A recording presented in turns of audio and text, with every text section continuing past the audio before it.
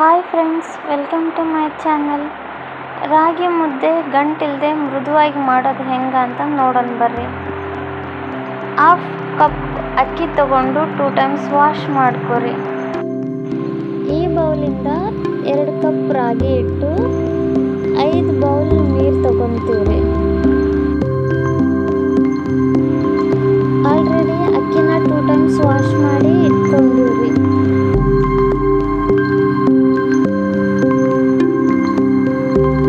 White colour ಬೌಲಿಂದ 5 bowl ನೀರು ಸೇರಿಸ್ಕೊತಿದ್ವಿ.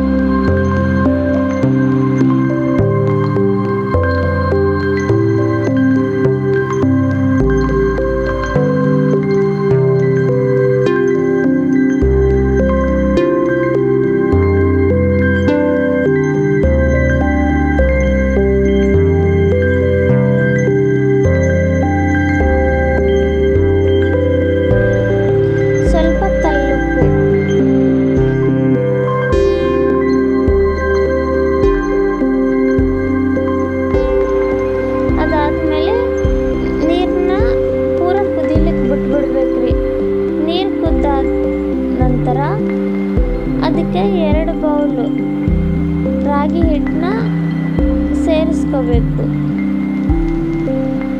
ಈ ಥರ ನೀರು ಕುದಿ ಬಂದಾದ್ಮೇಲೆ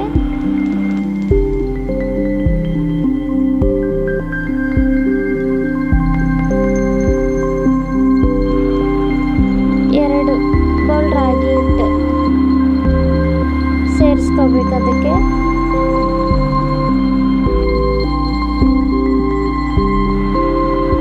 ಸೇರಿಸಿ ಹಂಗೆ ಬಿಟ್ಬಿಡ್ಬೇಕು. ಯಾವುದೇ ಒಂದು ಸ್ಪೂನಿಂದ ಮಿಕ್ಸ್ ಮಾಡ್ಕೋಬಾರ್ದು.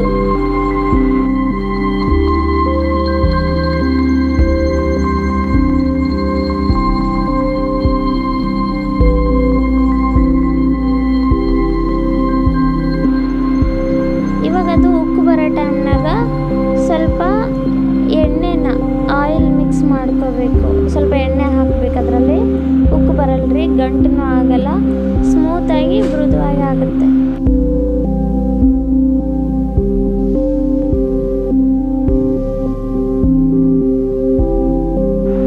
ಎಣ್ಣೆ ಹಾಕಿದ ನಂತರದಲ್ಲಿ ಪೂರ ಕುದಿ ಬಂದು ಈ ಥರ ಕುದಿತಿರ್ತೈತೆ. ರೆಡಿ ಆಗಿದೆ ರೀ. ಆಲ್ರೆಡಿ ಒಂದು 10ರಿಂದ 15 ನಿಮಿಷ ಬಿಟ್ಟಿರ ಈ ಥರ ಕುದಿತೈತೆ. ಕುದ್ದಾದ್ಮೇಲೆ ಚೆನ್ನಾಗಿ ಮಸ್ಕೋಬೇಕು. ಅದನ್ನ ನಮ್ಮ ಕಡೆ ಮಸಿಯೋದಂತಾರೆ, ಒಂದೊಂದು ಕಡೆ ಒಂದೊಂದು ರೀತಿ ಹೇಳ್ತಾರೆ. ಅದ್ರ ಬಗ್ಗೆ ನನಗೆ ಗೊತ್ತಿಲ್ಲ. ಸೊ ಈ ಥರ ಎಲ್ಲ ಮಸ್ಕೊಂಡು ನೀಟಾಗಿ ಉಂಡೆ ಮಾಡ್ಕೋಬೇಕು ರಾಗಿ ಮುದ್ದೆದು. ಈ ಥರ